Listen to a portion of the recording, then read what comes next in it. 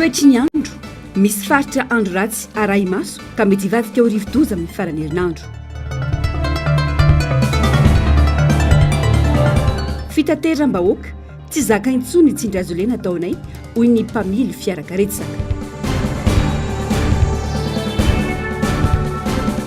Sehatry ny fampiasam-bola sy fandrarana eto Madagasikara, olana goavana amin'ny fifangaroana firenena politika sy ny fandrarana.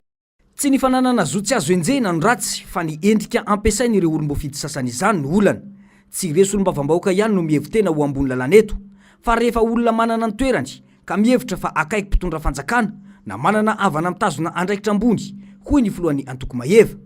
Misy ny fanatsarana tokony atao momba io zo tsy azo enjena io, hoy ny Antoko, satria na ny fangatahana fanesorana izany zo tsy azo enjena izany any amin'ny filohan'ny anteny miram-pirenena aza, rehefa misy ny fahatrarana solombavam-bahoaka iray mandika lalàna dia tena manahirana, hoy hatrany ity mpanao politika ity. Raha ny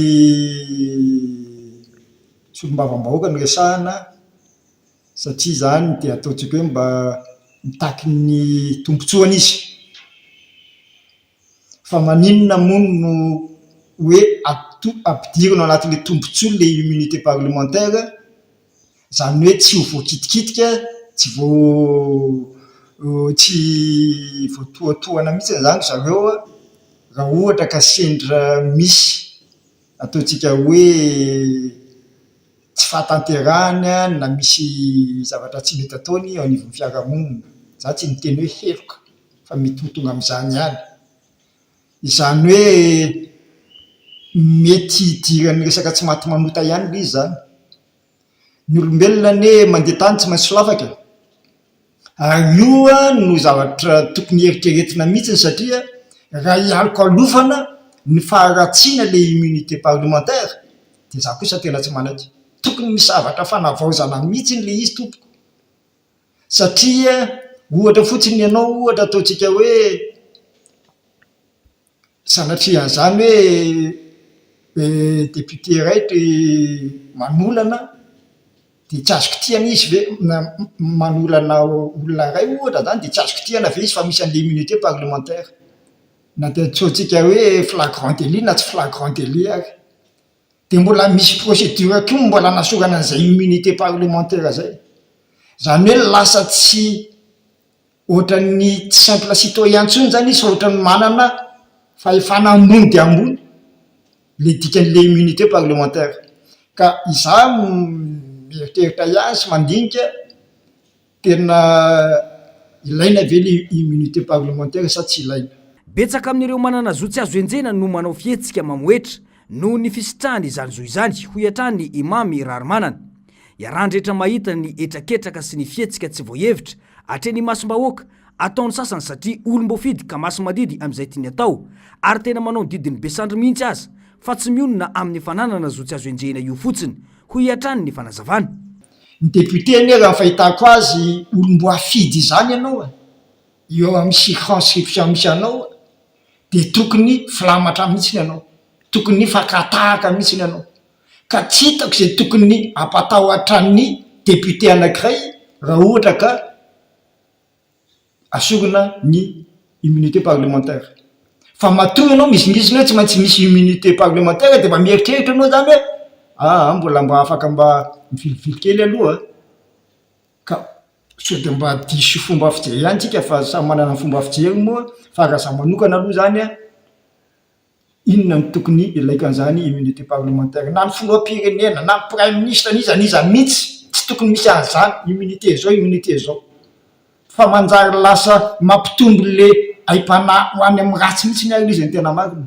Raha tsy ahevina dia ny député sy ny loholona ary ny filoham-pirenena no misitraka zo tsy azo enjena eto amintsika mandritra ny fotoam-piasany. Raha ny tsikatra nefa dia tsy ireo ihany no tsy azo kitiana eto amintsika, fa ny ireo olom-botendry manana andraikitra ambony efa tsy amperinasa intsony ny sasany. Miantona eny amin'ny anteny miram-pirenena ohatra hatreto ireo raharaha 520 tokony alefa eny anivony fitsarana ambony na ny haute cour de justice. Ny lalàna sy ny fampiarana azy no fototry ny olana eto amintsika, hoy ny fanamafisany Antoko Maheva.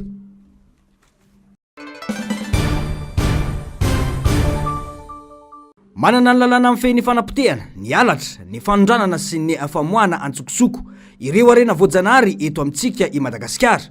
saingy marisarisa ny fampiarana izany lalàna izany eto amintsika. Vokany lasa sarotra ny fiarovana ireo arena voajanahary ny Madagasikara hoy ny firaisamonim-pirenena na Alliance Voargasy. Tsy vitsy manko ireo raharaha mahavoasaringotra olona manana toerany toy ny olom-botendry sy ny olom-bofidy, toy ny solom-bava-bahoaka efa na hatreny amin'ny fitsarana aza ka zary lasa sakana amin'ny ady atao amin'ny fanondranana antsokosoko na ny kolokolo momba ny arena voajanahary. Tokony apetraka eto amintsika arak'izany ny fitsipika ifampifehezana tokony azahoana manafoana ny tsy maty manota ho hatrany ny fanazavana. Ty amin'ny lafy ny kolokolo sy ty fanondranana zavaboary tsy ara-dalàna ty moa zany dia misy tena misy olom-bofidy na olom-botendry misy ao ambadika le izy, fa misy koa olona rehefa tratra izy dia miantso olom-bofidy izy, dia iny koa tonga avany dia mampitahotra, tsisy taratasy tsisy ninina zany, fa ny zavatra tokony atao angamba raha ny eritreritray tokony apetraka amin'ny tokony ho izy ho azo ny vahoaka rehetrarehetra. Inona le atao hoe tsy maty manota le hoe immunité, atao karazan'ireny hoe standard de service reny ho fantatry ny olona rehetrarehetra, satria rehefa tratra le olona na mifanehatra dia izay foana naverina ianao nga tsy mahalala dia heverin'ny olona fa immunité zany zavatra. Ny zavatra mitranga teoria amboba ohatra olom-bofidy izay tratra dia mba nijoro tamin'ny heviny satria mahay lalàna nge ny mpitandro ny filaminany. Dia ao koa moa ny eo amin'ny resaka famaizana zany misy tena mpitandro ny filaminana na ampitsara mihitsy ary ohatrany manome asiny an'le zavatra tsy misy dia tsy entina hatrany farany le affaire. Dia misy moa ary amin'ireny organisme d'investigation amin'ny corruption reny manao hoe alao tsy alefa ny fitsarana mihitsy aloha fa alao iletsy le voninahitra sy nefa tsy misy akory le immunité. Dikan'izany averiko ndray tokony hazavaina zany amin'izao tontolo izao ny tokony ny mazava sy ny marina amin'le immunité. Ary misy ihany koa le immunité na misy aza misy fotoarana tsy tokony hampiarana azy, ohatran'ireny parlementaire hoe rehefa tsy ao anaty session izy ary tratra ny flagrant délit dia tsy miatra le immunité ny tena marina, fa dia tokony mahafantatra an'izay lalàna izay daholo ny mpitandro ny filaminana rehetrarehetra. Izany hoe anatin'le fampahafantarana zany lesoka raha fampahafantarana ny tena lesoka dia fampiara-pahefana tsy misy ihany koa. Le hoe tsy misy zany ty fazavaina hoe ny 500 ny karazany zava-mananaina manerana izao tontolo izao dia hita eto Madagasikara avokoa raha ny fanazavana hatrany.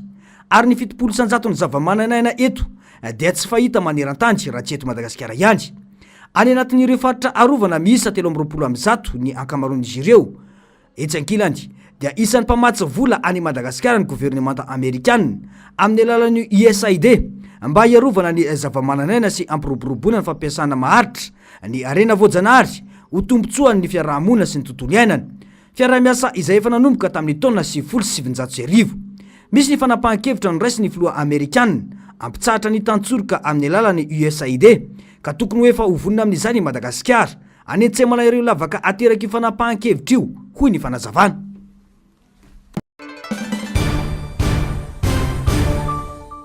Anisan'ny singa iray mampifandray ny demokrasia sy ny fahasamihafan'ny zavaboary ny zofotra amin'ny maha-olombelona eto Madagasikara. Raha ny eto amintsika manokana ny jerena, maro ireo olona mbola mitoetra any anaty valan'ny zavaboary ihany, saingy toa tsy hita akory ny fisian'izany raha ny fanazavana. Mitaky fampifandraisana amin'ny fampandrosoana amin'ny lafiny rehetra eto Madagasikara sy ny fiderena akaiky ny zofotra maha-olona. Tena misy ifandraisana satria rehefa miresakantsika momba ny demokrasia dia misy resaka ny zon'ny olombelona, zo fototra. Nefa rehefa miresaka momba ny karazany zava-mananaina, ohatra hoe rehefa miresaka momba ny faritsarovana dia tafiditra ihany koa ny zo fototra. Inona moa ny fanazavana an'izany ao anatin'ireo valan-javaboary dia matetika adinontsika loatra hoe misy olona mipetraka ao anatin'ireo valan-javaboary ireo ary manana zoa ireo olona ireo.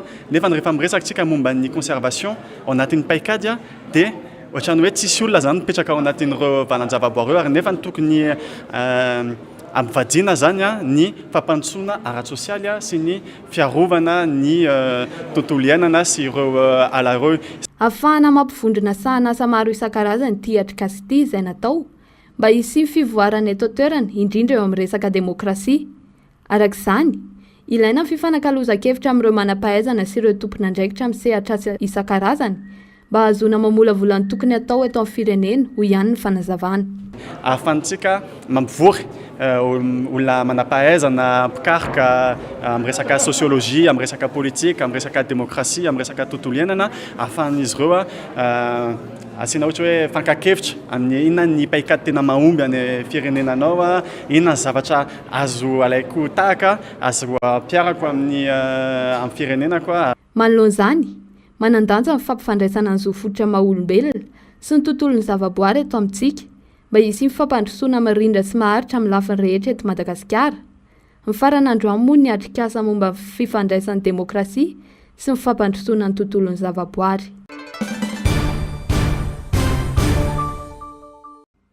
Isan'ireo olana goavana eto amintsika ka mampisalasala sy mampiembotra ireo mpampiasa vola ireo fitsipoka ifampifehezana eo amin'ny sehatry ny fandraharana eto Madagasikara.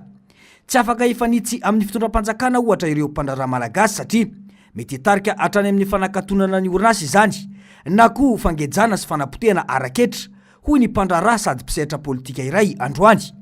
Firenena tokony ahasarika mpampiasa vola goavana sy maro avy any ivelany sy eto tanindrazana ny Madagasikara. Saingy maro ireo lesoka ankoatry ny voalaza teo aloha raha tsy teny afa-tsy ny angovo, ny tsy fandriam-pahalemana ary ny fanotohinana amin'ny alalan'ny tsindriazolena amin'ny fananam-pahefana any ka miteraka fahalalana ho an'ny mpampiasa vola na avy eto toerana na avy any ivelany izany hoy ny fanazavana. Matetika koa dia afangaro ny firena politika sy ny asa fandraharana eto amintsika hoy ny fanazavana. Raha mpandraharaha gasy eto toerana zao no resahantsika, matahotra ny olona satria voahevitra kely na teny kely sanatria hoe manafotoana olona anankiray dia efa manteny resaka ataontsika hoe resaka pression fiscale, ny taxation d'office izay endrika anankiray famonoana ny mpandraharaha, dia matahotra ny olona amin'ny ankapobeny fa misy koa ny vidana texte ao anatin'ilay izy. Dia izay mahita hoe aleo tsy mifanenjika fa andao hifanampy, tena hoe andao hifamelontsika malagasy ny ratsy aloha iny tsy maintsy faizina ny ratsy fa hoe amin'ny ankapobeny andao hifamelona dia andao hifanampy mba tena ho tombontsoa atsika dia ho tombontsoa an'ilay firenentsika mihitsy no ataontsika eto. Raha ny tenako manokana izao amin'ny resaka fandraharana ny resahana satria moa ny tena mba mivezivezy any amin'ny faritra Atsinanana any dia misy amin'ireo olona zany mitady volamena amina renirano ohatrany hoe iny makany Vatomandry iny zao, dia raha vao misokatra kelikely izy dia tonga dia beditsika zany le olona, tsika zany tonga dia masika be.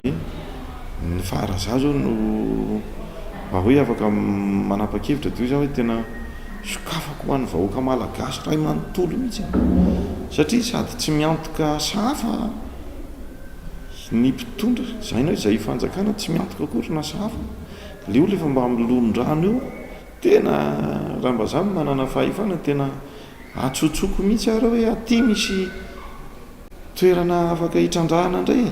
Maro ireo malagasy mpampiasa vola no voatery misitaka any ivelany kanefa afaka nampiasany vola teto tanindrazana.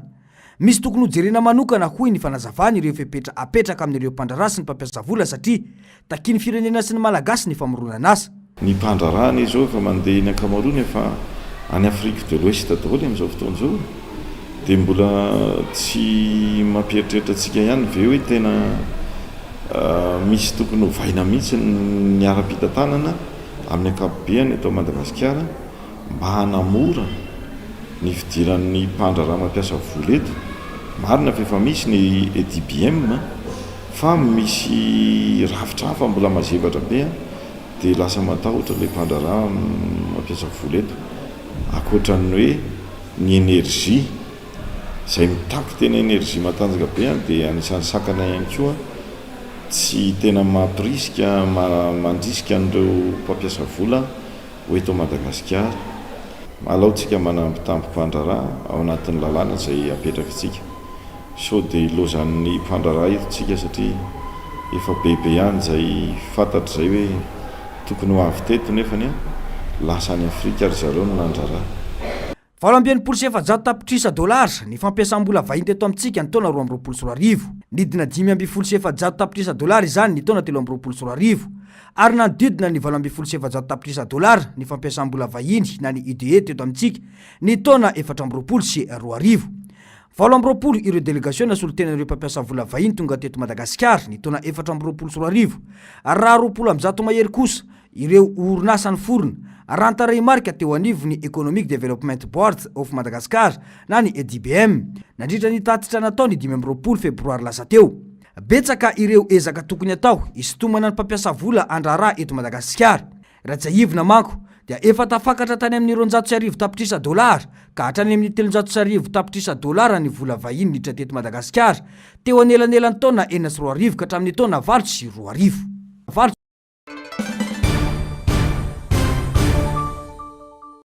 Mahagaga ny fihetsiky ny sasany amin'ny fanaratsiana ny mpitondra ankehitriny eny fa nadiavonina pirenena azy izany hoy ny filohana andrim-panjakana iray ny farany herinandro teo.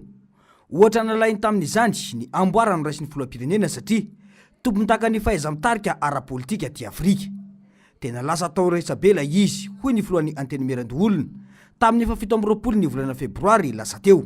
Nareo zao le resaka trophée teo tsy de iteny zavatra parka hoe manokana fa ny ampitaina aty amiko dia ohatra hoe tena gaga sy talanjona mihitsy ny antsika amin'izao fotoana izao zany mahazo zavatra ny filoham-pirenena na ny malagasy dia fanakiriana fanaratsiana no atao ary tena tonga saina hoe raha mahazo champion d'Afrique zany ny champion d'Afrique ny ekipa malagasy dia isy olona itsikera zany lasa champion du monde ny mpanao judo na mpanao karaté dia isy itsikera satria hoe tsy hoanina le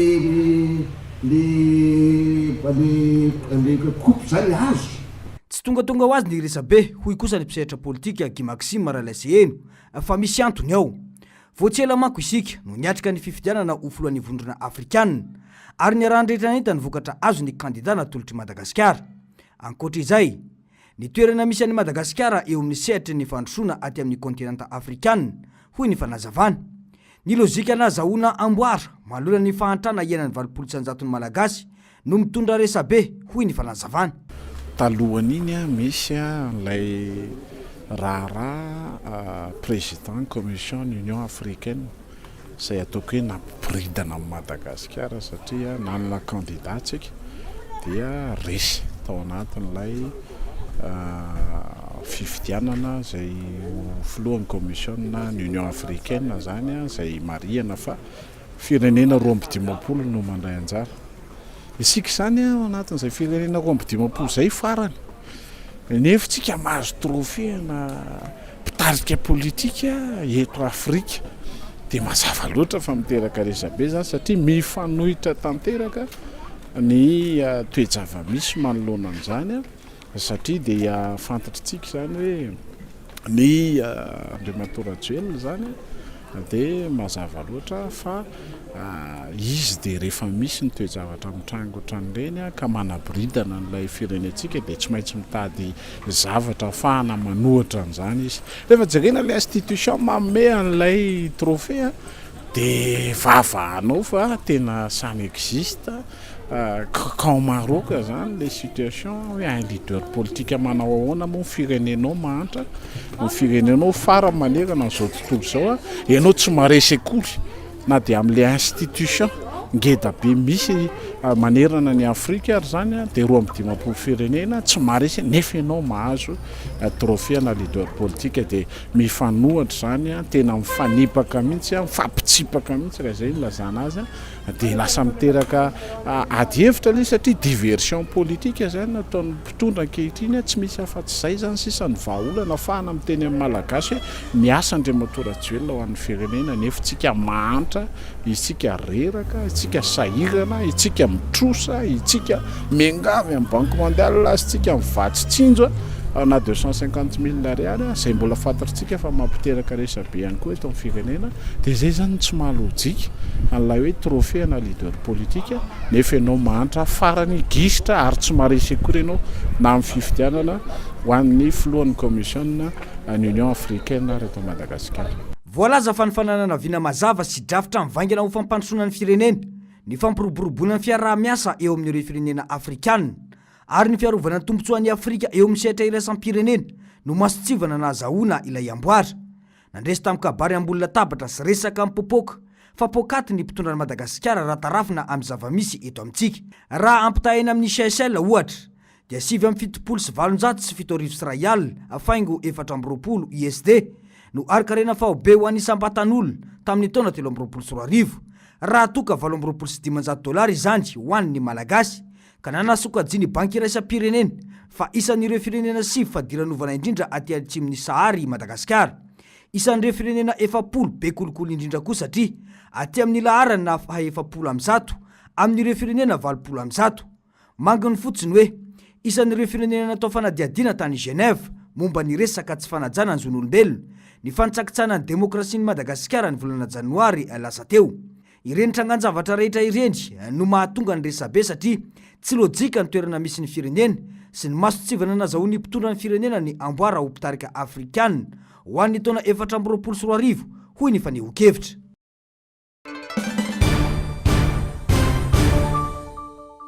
$7.7 miliara ny vinavinan'ny teti-bola ho an'ity tao mpiasan'ity ho an'ny kominina Antananarivo renivohitra ray amin'ireo sehatra voakitika hatraran'io marobola io sy ampitaterana. Eo amin'ny 2,3 isa-taona ohatra no angatahina amin'ireo taksi be, raha 2,3 ny an'ireo taksi. Inina-potehana tanteraka ny seha-piariana sy ny fiainan'ireo mpitatitra eto Antananarivo renivohitra hoy ny fitarainana manoloana izany. Ho an'ireo fiara karetsaka tsy zakitsony netra aloha amin'ny komina isa-taona, indrindra fa amin'izao hoy ny filoha lefitry ny taksi eto Antananarivo. Raha ny hita sy tsapa, mitombo andreo manala ny vidim-piainana hoy ny fanazavana. Mahatonga vesatra lehibe eo amin'izy ireo izany raha totona ho an'ny komina avokoa ny kely azony. Ankoatr'izany, tsy nisy fampilazana mialona fifampiresahana tamin'ireo mpitatitra ny alonina andraisan'izao fanapahan-kevitra izao hoy ihany ny fanazavana fa temy midina avy hatrany. Dia somary sadaikatra ihany izany izay taksi. Marina fa raha malala fa tsisy fiainana midina fa miakatra. Kanefa le asanay zany efa raha malala efa vapotiky ny reto le tsy manara-dalàna zany izay ny ekena ho ara-dalàna. Dia mbola asiana indray ty le hoe tsy maintsy mandoa le hoe 200,000 ariary isa-taona. Ka aminay izy misy fiantraikany lehibe eo aminay satria raha malala zao ny taksi fa tena potika tanteraka tokoa ary tena hita hoe tena tsy seroma ntsony.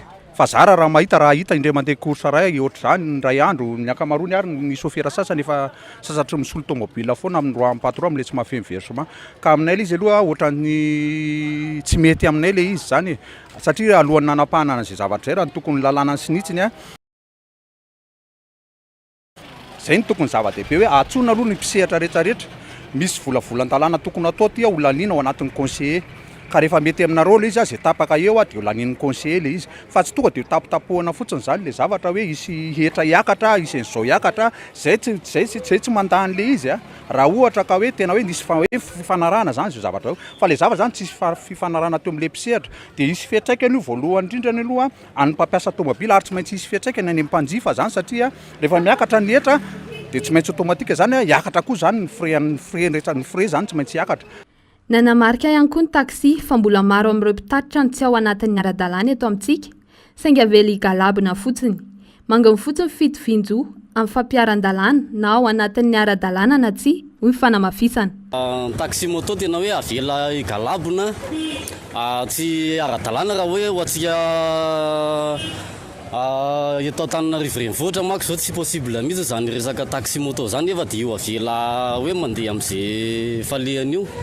Ka raha momba n'le hetra mbola ho alohanay aloha dia tena saiko tena mifono zay zareo amin'ny commune fa tena ho faty zay tena tsy ho vitanay zavatra io fa jereo zay tokony momba nay taksi fa efa tena famononanay kitrano mihitsy zao.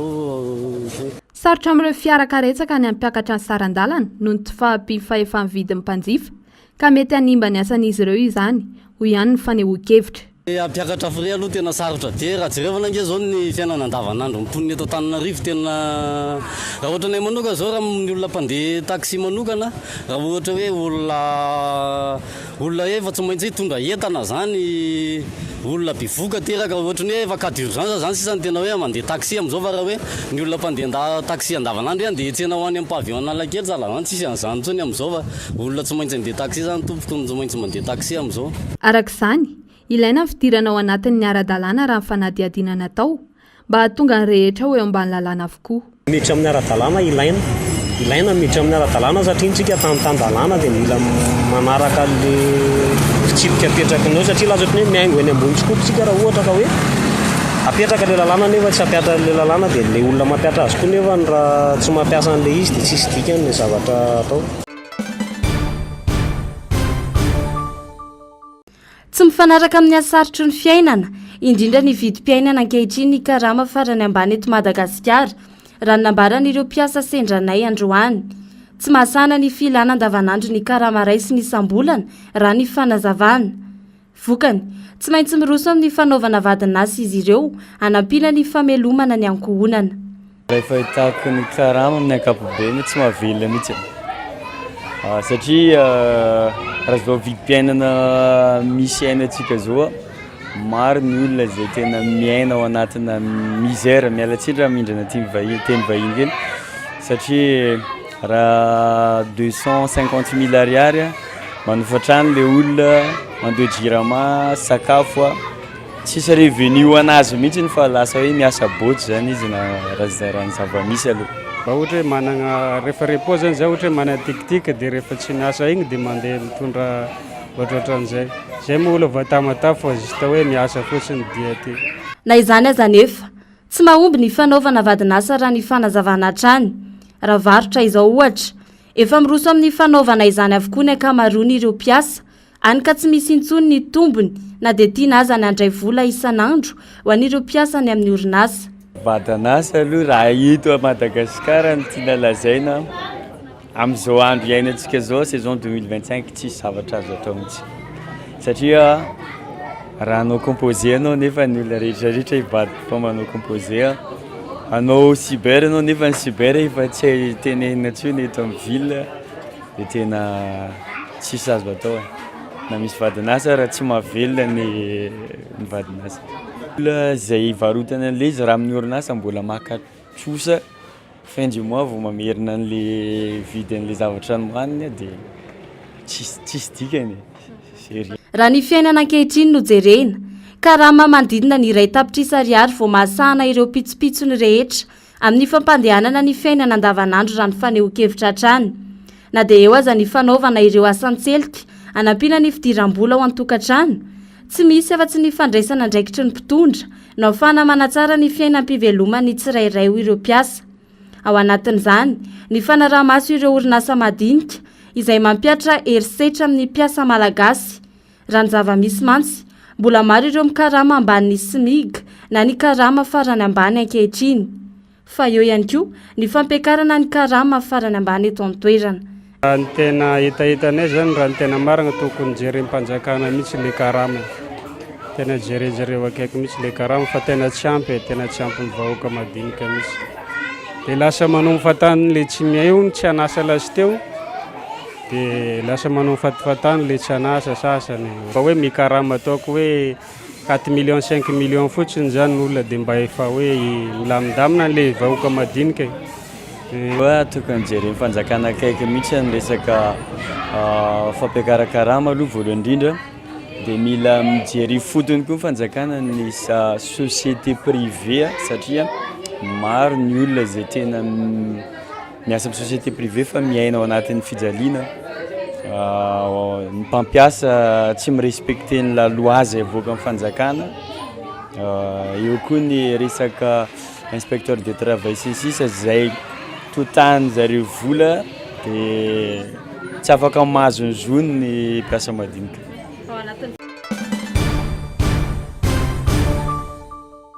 Tozary lasa fahazarana ankamaroan'ny olona ankehitriny mandray fanafody ivelany fanaraha-maso ataon'ny mpitsabo na koa manao ireo fomba nentim-paharazana entina nasitranana ny aretina raha sendra tody sy fahasalamana. Eo ny antony arabola mahatonga ireo rem-pianakaviana resy lahatra amin'izany. Eo ihany koa ny fijerena ny sitrany ahaino ny fasairanana tonga amin'ilay fitenenana hoe sery vitana namalao ve amin'ona avatotra koa.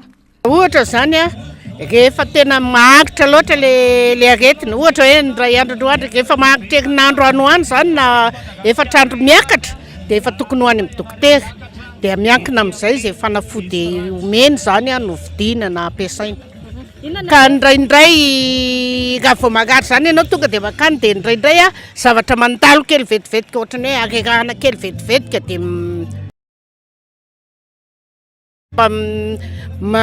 rehefa mahatsiaro marary ianao zany a dia makaina kely aloha dia rehefa hitanao fa milamina le izy dia tsy mila makany amin'ny dokotera fa raha mbola mitohimitohy ihany le aretina dia il faut tsy maintsy makany amin'ny dokotera. Manahoana ny fividianana? Le hoeti-manana mihitsy zany tsy ahafahana mandeha makany amin'ny dokotera satria any amin'ny dokotera mbola andro vola consultation any amin'ny mbola hividy fanafody rehefa avy eo. Indraindray koa nefa makany amin'ny CSB2 consultation fotsiny ihany koa no ataondry zareo any a dia tsy maintsy hividy fanafody foana e. Zay ngamany dia alao no natao au pays dia moramora. Misy ihany hoe mandeha manantona tobim-pahasalamana dia misy le fanafody tokony hisy ao amin'ny pharmacie nefa tsisy dia lasa izay no mahatonga ny olona hoe lasa mandeha makany amin'ny mandeha mijery toerakafa zany hividanana le fanafody dia rehefa tena tsy takatry ny vola le fanafody dia izay mahatonga anazy manao dokotera tena. Etsy ankilany anefa miteraka voka-dratsy goavana ho an'ny fahasalamana ny fihinanana fanafody fahatany raha nambaran'ny mpitsabo. Tsy mitovy ihany koa ny fanafody fitsaboana ny aretina mahazo ny olona tsirairay na dia mitovy aza ny fisehony. Antony mazava-dehibe ny fanatonana tobim-pahasalamana. Satria na aretina mitovy ary ny fomba fisehona fitsaboana ny aretina mety samy hafa mifanohatra mihitsy. Ohatra fotsiny izao ny raisika hoe olona marary an-doha. Marary an-doha anankiray rehefa ohatra misy sinusite ohatra dia tsaboana mihitsy zany ny sinusitany zay vao mijanona eo alohany eo. Marary an-doha anankiray raha ohatra hoe miakatra ny tosi-drano dia ny tosi-drano mihitsy zany mila tsaboana vao afaka vao sitrana aretin'andohany tsy mitovy amin'ny sinusite teo zany zay. Marary an-doha koa ny anankiray ohatra hoe le masony tsy metimety mila solomaso dia solomaso zany ny ilaina fa tsy le fanafody tension sy sinusite teo nefa samy marary an-doha daholo le olona reo. Marary an-doha koa ny anankiray rehefa ohatra misy an'ireny le hoe kankana manatin'ny ati-dohany ireny hoe cysticercose na hoe toxoplasmose. Iny mihitsy zany no omena azy ny tsaboana le kankana iny ho afaka andohany fa tsy tension, tsy traitement sinusite, tsy solomaso. Dia izay fotsiny zany ny ahafahako laza hoe ilaina foana amin'ny dokotera fa tsy hoe marary an-doha anao dia afaka tamin'ity ny lohanao fa mba mihoana koa fanafody tamin'ny andohanao sitrany iny. Nefa ny azy hafa mihitsy ny antony mahatonga ny lohany marary fa ny anao mety hafa mihitsy dia ahitana foana zany mamonjy dokotera rehefa misy tsy fahasalamana. Raha ny zava-misy dia efa tonga ny amin'ny fahasarotan'ny aretina vao tonga mamonjy toeram-pitsaboana ireo marary. Tranga mateti-piseho zany raha ny fanazavan'ny mpitsabo hatrany. Efa manano sarotra nefa ny fitsaboana rehefa tonga amin'izay dingana izay. Manentana ny rehetra arak'izany ireo mpisehatra amin'ny fahasalamana mba tsy hanao ambanin-javatra ny fahasalamana izay miantoka ny ainy ny olom-pirenena. Anao fady ihany koa ny fanaovana dokotera tena izay tsy mitondra velovelany amin'ny fahasitranana fa vao maika aza manampitrotraka ny aretina. Antony iray mahatonga mifanili-kiliana ny tsy fitovina saranga sy ny fari-piainana eny anivon'ny fiarahamonina. Tsy izany ihany fa na samy ao anatin'ny fianakaviana aza dia hita taratra izany mifanili-kiliana izany. Ohatra kely ny fiainanao dia tsy zakatra zareo. Raha ohatra hoe eny anivon'ny fiarahamonina dia mety hoe izaho mahita ohatra hoe le tsy fananana ohatra satria ny olo tsy hava-manana azo lazaina fa anisan'ny ohatra hoe satria rehefa tsy manana anao a dia ataon'olona tsinitsina sady tsisy vidiny eo anivon'ny fiarahamonina na eo anivon'ny pray vodirindra na ohatra satria ianao rehefa tsy manana tsy afaka ndia hitakosina manana mihitsy anao sarotra be zany raha olona hoe tsy mitovy saranga sady tsy mitovy fari-piainana ambony sy ambany zany ka ohatra ka hoe afaka ndia hoe hifanampy satria amin'ilay fiainana amin'izao efa tena sarotra efa na fianakaviana tena akaiky anao na raha-tapo aminao ary tena tsisy mahavita anao zany tsony miteraka fankahalana sy elanelana eo amin'ny samy mpiarabelona mifanilokiliana raha mifanehoan-kevitra dia miteraka fankahalana e na koa hoe mety vetsaka be ngamba ny vokatra zany satria raha ohatra zao izy ka olona ohatra hoe voaily matsapa tena hoe voailikilika foana afaka mety ino ohatra ny mety hoe hiezaka ao anazy ndraika hoe ahafahany miarina amin'ny fiainana ohatra hoe lasa hoe misy elanelana zany eo amin'ny olona le olona ray dia tsy dia mifankahazo amin'le olona dia lasa mitoka-monina manoloana izany dia mila jerena hatrany ny maromaro tiraisana eny anivon'ny fiarahamonina sy ny mpiarabelona mba hametrahany ilay sotoavina fihavanana eo amin'ny samy malagasy miainga amin'ny olom-pirenena tsirairay vanina sy vonina no hanangana firenena vanina. misy faritrandro raha tsy aray maso amin'ny ilany avaratra tsinanany Madagasikara raha ny vinavinana ataony sampana mpamantatra ny mety ho toetry ny andro. Mbola tsy mazava kosa nefa izay mety ho lalany saingy manamafy ny teknisianina fa mety hivatsika ho rivo-doza zany amin'ny farany herinandro any. Mbola ny atsimo ny vondronosy amin'izao fotoana izao no misy ity tangon-drahona ity. Miakandrefana nefa ny lalany raha ny fanazavana ka mety azo any Madagasikara. Ankoatra izay dia misy faritrandro raha tsy atahorana hiforona ihany koa La Réunion. Samy aray maso avokoa ireo faritrandro ratsy roa ireo hamantarina tena ho lalan'izy ireo. Tombalana ho besaka ny rotsakorana any amin'ny farany herinandro any amin'ny ilany avaratra tsinanany nosy. Mety hatratra 50 hatramin'ny 100 milimetatra ny tany rotsakorana andrasana ao anatin'ny 420 ora. Mety voakasika izany ny faritra Isava, Ambatosoa ary Analanjirofo raha ny famitambavao. Hiteraka fikortanana asa mandra randavanandro, fiandronan'ny rano amin'ireo toerana mora tondraka, fiakaran'ny renirano ary fiotsahan'ny tany sy ny lalana amin'ireo toerana marefo izany. Nahazo famitandremana amin'ny loko maitso ireo faritra voatanisa ireo makasika ny fampitsahan'ny rotsakorana. Isan'ireo rivo-dozana mela takatra goavana ny Madagasikara tamin'ity fotoam-pahavaratra ity Honda, izay nakasika ny tapany atsimo. Tsy tafiditra tanety izy saingy namela takatra betsaka. Amin'izao fotoana izao moa dia any amin'ny 400 kilometatra atsimo atsinanany morontsiraka Madagasikara no misy ny foibeny ary efa tsy misy antahorana intsony. Faritra 5 distrika 20 ary komina 700 no voakasiky ny rivo-doza Honda araka ny tatitry ny BNGRC androany maraina. Olona 7 namony ainy, ray no tsy tapopoka ary 7,700 sy 7,600 alina ireo traboina. Misy ny fifandoson-kevitra eo amin'ireo mpanoratra sy ireo mpanota boky ankehitriny raha nambarany mpanoratra Ranoe androany. Matsapa manko ireo mpanoratra fa tsy misy ny fitsonjovana azy ireo malora ny fanotana boky izay lafo dia lafo ny manatanteraka azy raha ny fanazavana trany. Vokany, miroso amin'ny fanotana boky ho azy ireo manokana ny akamaroany ireo mpanoratra malagasy ka tsy manantona intsony ireo trano mpamokatra na manao fifanarahana any amin'ireo tranom-boky fa misafidy ny mivarotra ny boky ny amin'ny anaran'ny tena manokana. Tsy ankasitrahan'ireo mpanota boky anefa ny famarotan'ireo mpanoratra ny bokiny amin'ny anaran'ny tena manokana ka mampisy ny fifandirana eo amin'ny rotonta. Tsy mahagaga arak'izany, raha vitsy dia vitsy ny boky malagasy vaovao mivoaka eto Madagasikara no ireo antony maro ireo raha nambarana ity mpanoratra ity ihany. Tsy misy ihany koa ny sehatra ahafahan'ireo mpanoratra vao misandratra maneho ny sanganasany raha ny fanazavana trany. Ny mpanota boky zany rehefa manota boky izy dia mieritreritra avy hatrany izy ny tsenany boky. Le mpanoratra nefa tsy mirarahana zany fa ny voahan'ny bokiny no zava-dehibe aminy. Dia indraindray tsy mifanojo le filana dia vokatr'izay dia zara raha misy boky vaovao mivoaka eto a Madagasikara fa boky tranainy ihany. Ary tsy magaga ohatra zao ka miteny mpanoratra tsika raha atao hoe mpanoratra mifandray amin'ny taranja malagasy ohatra dia mbola irado ihany no ianarana amin'ny classe de seconde, mbola Esterandriamamonjy ihany, mbola Clarisse Ratsivandriamana. Reny olona reny loavina tapony loha satria tena olona navita soratra be, tena mety amin'ny izy azy reny olona reny. Tokony tazonina foana. Fa na izany na tsy izany zany ohatrany lasa tsisy toerana ho an'ilay mpanoratra vaovao eto amintsika amin'izao fotoana izao.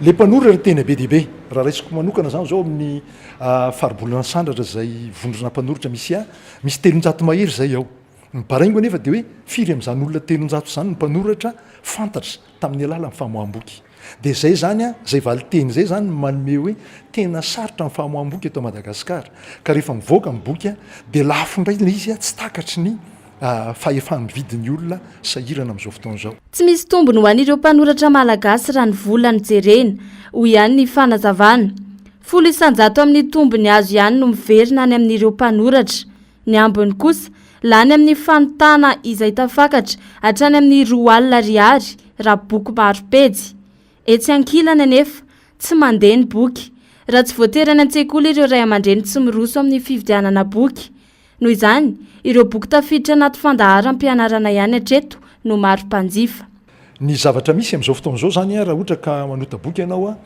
de raha ohatra ka tonga de aterinao any zany ny soratra ao aterinao any amin'ny mpanota boky satria izy ny tompona andraikitra am'le asa izy zany matianina amin'ny fanaovam-boky hoe anjaran'ny mpanota boky zany any manatona ny tranoprinty de anjarany ihany koa manana mitadin'olona mpanaparitaka de anjarany ihany koa mametraka n'iny any am-pivarotra de rehefa miverina zany ny vola tsy haiko na ray manontolo na mitombony a de 100 man'izay ny mpanoratra zavatra ho ana manokana sy marina nafitoina kely zay zavatra zay eto Madagasikara zany am'izao fotoana zao a lalaam-panjakana io a 100 ihany a ny anjaran'ny mpanoratra ilaina ny mampiditra ny kolotsaina tia vaky boky eto Madagasikara fahalalana tsy tapesipesena no azo vokatry ny famakiana boky izay tsara ampiroboroboana raha ny fanehoan-kevitra hatrany raha tiana ihany koa ny ampandroso ny firenena dia mila ampitomboana ny fahalalan'ny mponina ao aminy ana manokana boky malagasy ny tena tiako hoe vakiana satria anisan'ny mahaliana anahy le izy ary hitako hoe mirindra tsara le tantara sy ohatr'izany littérature moa zany no ankafiziko kokoa fa misy fotoana rehefa mila mamaky boky resaka fampianarana na scientifique zany de mivaka mamaky alezana hoe mividy na ohatr'izany fa ho ana manokana ankafiziko le littérature zay zao eo miditra deuxième semestre zay zao de efa navita namaky mécanique chimie nucléaire eo amin'ny boky anankefatra eo ao anatin'ny 7 mois zany zay de boky efatra 200 page zava-dehibe boky satria raha ohatra zao za mandresy lahatra anareo vakio boky de zao fotsiny raha ohatra tsika te hampandroso Madagasikara de miainga amin'ny connaissance aloha rehefa tsisy connaissance ny ankizy na tsisy connaissance ny olona anankiray de tsy afaka mandroso mihitsy ntsika rehetrarehetra fa raha ohatra nareo hoe te handroso de mila manana zay connaissance nefa le connaissance avy anaty boky zay le misy fomba fiteny hoy zay Einstein hoe fahaizana ozy izy de maingy amin'ny famakiana boky zay vao tonga any amin'ny succès de raha za manokana de tsara mamaky boky satria hitako amin'ny évolution anay atao ampianarana rehefa mianatra sotr'izany mametraka foana ny hoe ho an'ny olona limpalalana indrindra mpianatra fitaovana anankiray tsy mbola manam-paharoa ny fampiasana boky ka manentana ny ankizy rehetra zany ny lehibe rehetra ihany koa raha tianao ho lavorary ny fahalalanao de milaza aminao fa io mbola tsy manam-paharoa io na misy aza ny fitaovana vaovao mbola ho ariana kely angamba zay vao tena solon'ny boky regny fitaovan-tserasera vaovao ireny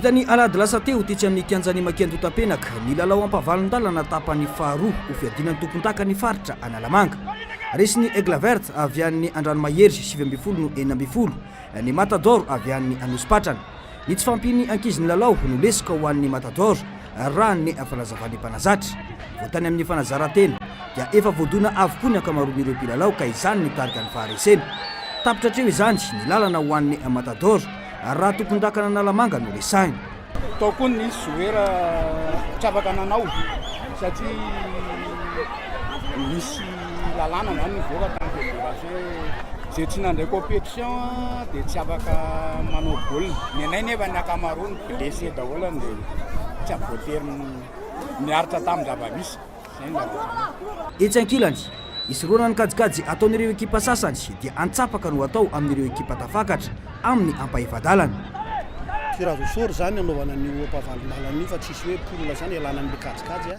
fa dia tirazosory zay nitapaka tamin'ny fivirena rehetra dia tamin'ny tempavalondalana ity moa ny voalohany tamin'ny polina rehetra zany natao urina saporay dia ny faharoa zany fa saporay dia natao tirazosory zay natonga andreo hoan'ireo fa tsy natao pary hoe polina manao amin'ny kolona benak tsisy couragement zany fa dia tirazosory dia rahantsika mety fa mizotra mizotra antsakany sy andavany ny lalao teny amin'ny maki andotam-penaka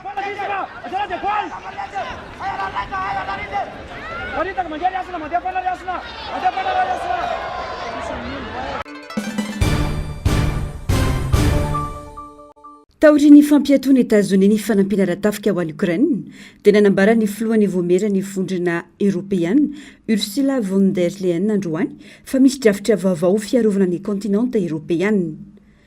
Réarmer l'Europe no drafitra izay mitentina 700 miliara euro ho fiarovana ny vondrona Européenne izay ahitana firenena 17 misy ampahany amin'io anampiana ny Ukraine. Etsy ankilana nefa dia namaly ny Rosiana fa fandraisana raitra tsara indrindra no raisin'ny États-Unis ny fampiatoana ny fanampiana ratafika ny Ukraine. Anampy amin'ny ametrahana fandriam-pahalemana Ukraine zany hoy Dmitry Peskov mpitondra teny Kremlin androany. Atratoro izany dia mbola tsy hita mazava izay ho paiky ady ampitsahana nanampy atoana ny ady eo amin'ny Rosia sy Ukraine. Tovomaika azy hiteraka fisaraham-bazana teo amin'ny Européenne sy ny Amerikana izay samy matanjaka ny zava-misy.